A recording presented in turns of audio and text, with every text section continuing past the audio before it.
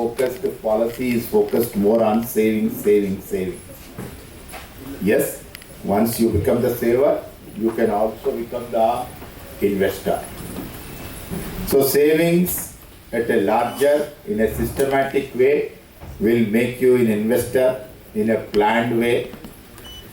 So your goals can be anything. Goals can be a domestic financial requirement, or goals can be any other thing also. So a lot of goals you are maybe planning for retirement, or you may be planning for education of your children, or you may be interested in constructing a house. So any type of the financial goals you can meet by going for systematically investment. Because here so many senior citizens also, senior means I mean not necessary on the age part of it, I am saying those who have seen the past years also. Before 91, at that time also people are aware of their experiences.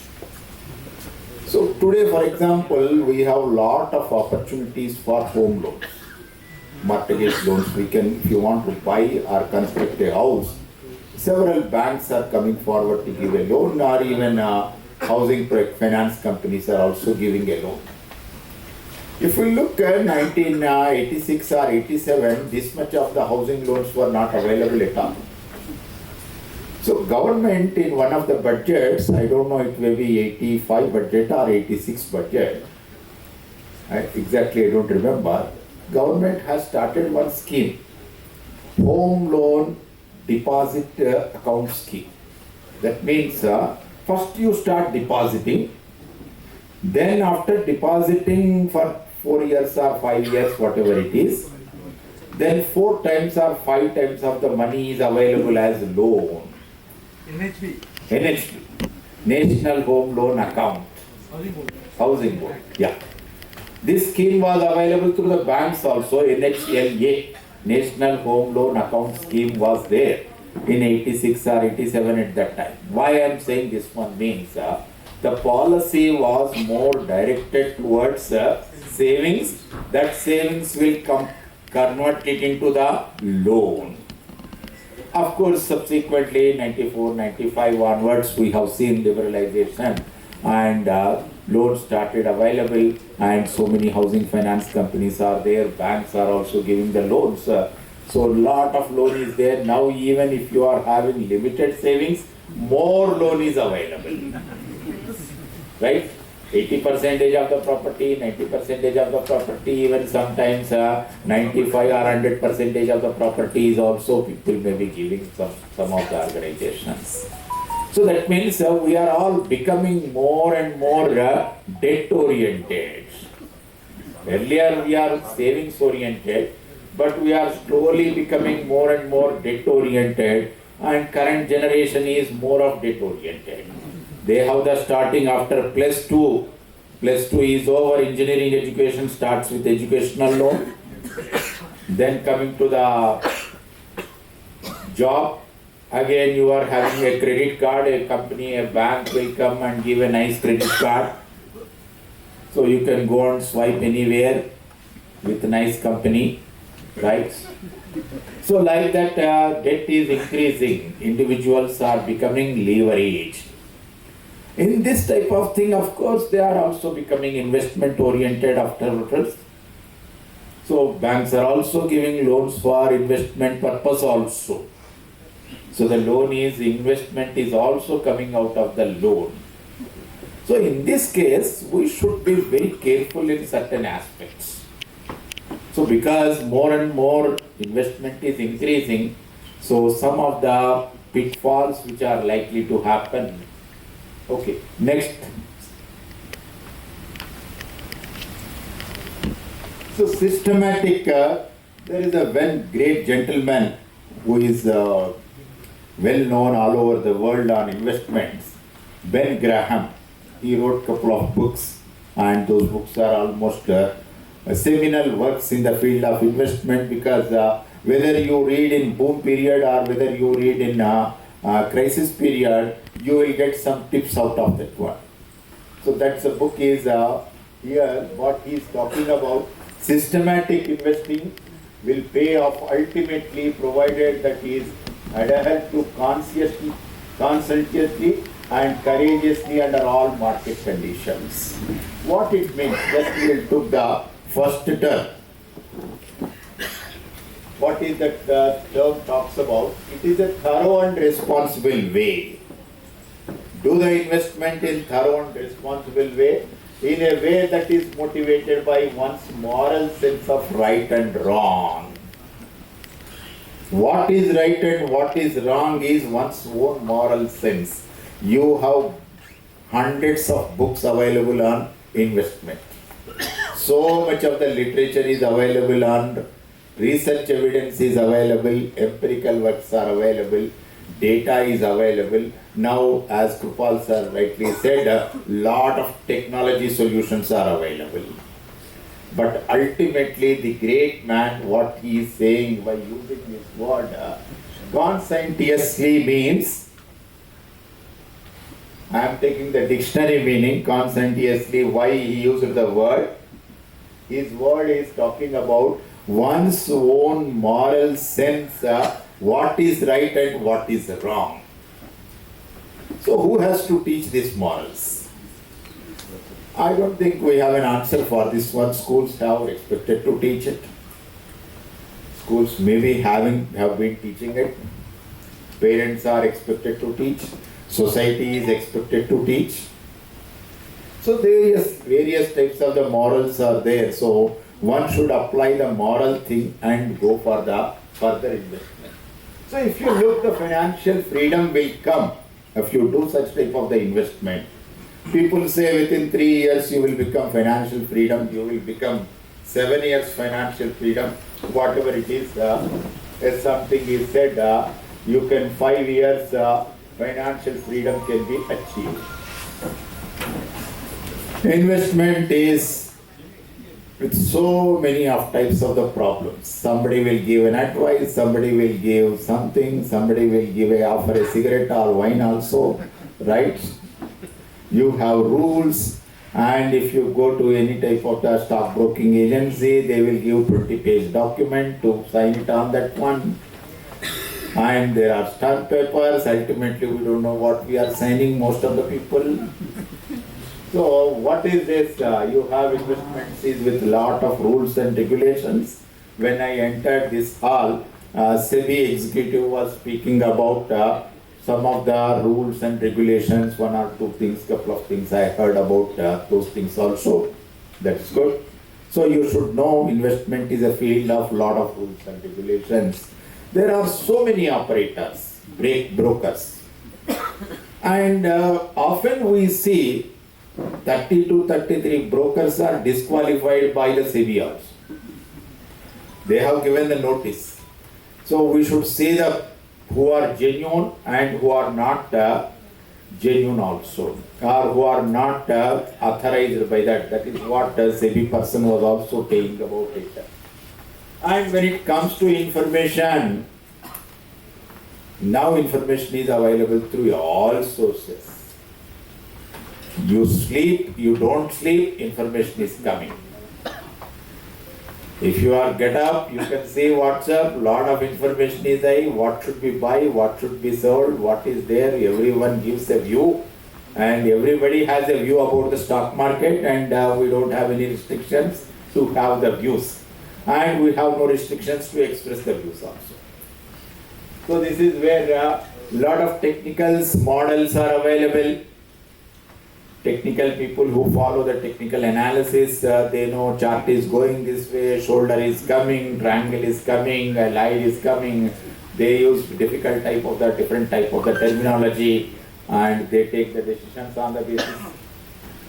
And when we are talking a lot of money about money matters, somebody is listening silently, and somebody is trying to capture our bank accounts. We get a phone call that you will get easy loan, or you enter the OTP. These are all common things as most of us must have experienced here. Some may be cautioned, some must have burned their hands also, possible. So cyber crimes is another area where the investment field is. Transaction costs and taxes. Every time we see what is the price expected to go or target price. But after adjusting with the transaction cost and tax, what is the return left over? Whether I should trade frequently or should trade once in a while or I should trade once in 15 days. These are all various things which are to be done. Then coming to rules and regulations which are all talked about it. So investment markets are complex and chaotic systems. Your systems are very confusing. Noise. In finance also we call it as noise trading. Lot of noise is being generated in the investment markets. Earlier noise was generated when the technology was not there because of the shouting on the floor. But now noise is generated with the silently. So a lot of confusion is coming. Be careful. This is where we can. So if you look 5-year returns before COVID, this is an analysis available that stock market gives a return of 10.46% over a 5-year period. So certainly attractive one. If you take up to October 23, returns on investments are after COVID also. It is giving it some 12% return is there on Sensex, 13% return is there with 5 years. That means one fundamental principle in investment is for how long you are holding the portfolio. Is it for 15 days or is it for 1 year or is it for 3 years or is it for 5 years or 10 years? Or do we hold it for lifelong and pass on the legacy to somebody else? So all this is holding period is a very, very important aspect in selecting the investments or management of the portfolio. So you can see in one period it is 5-year period 10%, in another 5-year period it is 13%. So whether we are falling in the 5-year period of the next one or whether we are falling in the 5-year period of the first one, there may be another 5-year period, there may be 2% return or 3% return only possible. So investment is a field where important aspect is what is our holding period. Similarly, what is the asset allocation? This is the chart given by Morningstar. You know Morningstar is a very popular and premium information agency. They provide information recommendations on stocks and they provide analysis. So when you book with the 100%, there is a variation that 100% equity can give 54% return or 43% downside.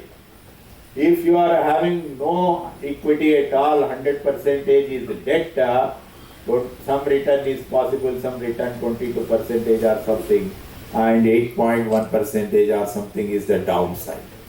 So they have given the upside, they have given the downside, and by having what type of the mixture of the portfolio. The second fundamental principle is, first is what is the holding period, second one is what is the mix of the assets, how much is equity, how much is debt, or how much is the bank deposits, how much is mutual funds, or some may be very active, they don't like all the equity and all that, they only see only derivatives, right? So which is a very complex product. Whatever it is, you should have second fundamental principle is how you are mixing the assets. So what are the pitfalls we are having? I am looking this book few days back and somehow all these points are picked up out of this book only, but examples are my own, not from that book. Don't follow the crowd or chase prizes. So I can explain all these things. That means in finance we call it as bandwagon hypothesis or bandwagon behavior, herd behavior. People are going this one, all, everybody is, it is a human mindset is herd behavior. Herd behavior is many are doing, let us do this, we also do that one. so and so area is coming and that is a good area for investment, real estate investment. Let us buy a plot there or flat there, whatever is possible. Or so and so stock is coming, let us buy it. So this is a bandwagon, and you know very well that how the bandwagon operates, and this is to be avoided. Many others may be doing it. Why should I do it? Does it suitable requirement for me or not? Is it put into my goals or not? So if you go for bandwagon, sometimes what happens? Our losses will be very, very substantial part of it also. For example, financial foreign institutional investors, FIIs are significantly influencing the Indian market. This is known to everybody. When do they enter, when do they exit, we don't know. We only know after they exit. Anybody knows when they ever exited, they are going to, how many are going to exist Monday? Can anybody can say? Today is Sunday, no problem. Tomorrow, how many are going to? Tomorrow is holiday, I think, in some parts of the places. So we don't know when it is going to be exited. And when it is exited, what happens? Oh, FIIs are selling, DIIs are also selling, mutual funds are also selling. And when we are reading the newspaper, everybody is selling, let me sell myself also. This is where the question comes that if investments following the herd behavior, there are also advisors, influencers. If you take it, how many people are there? I am not saying influencers are good or bad here. They are certainly influencing the market. So part of it is a financial influencer, or finance minister also called fin influencers, and SEBI is coming out with some type of the guidelines or regulations for these people. So if you look, some people have number of subscribers 28 lakh 30,000, and some people are having less than that one. So they are giving lot of advices.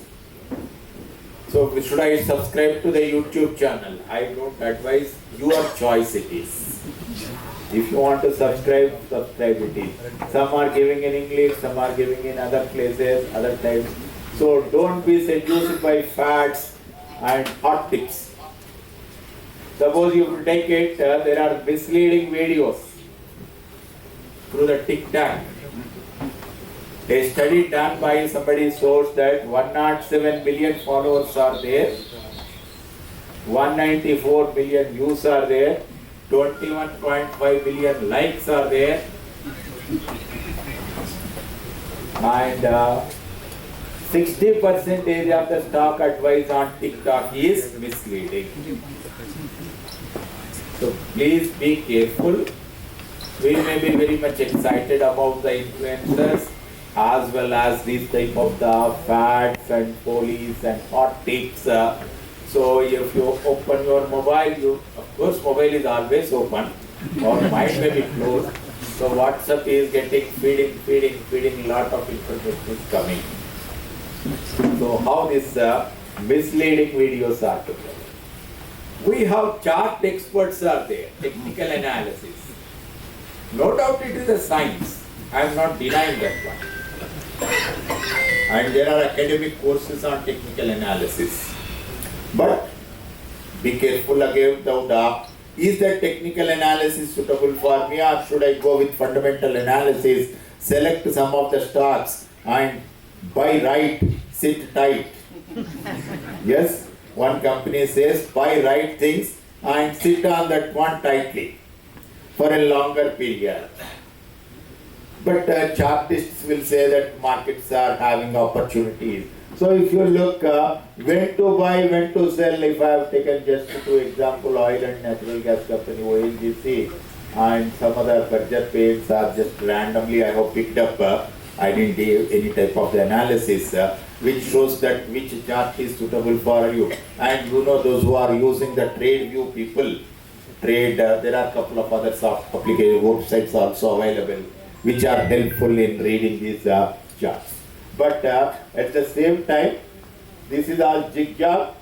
Don't try to time the jig jobs always. Market timing is not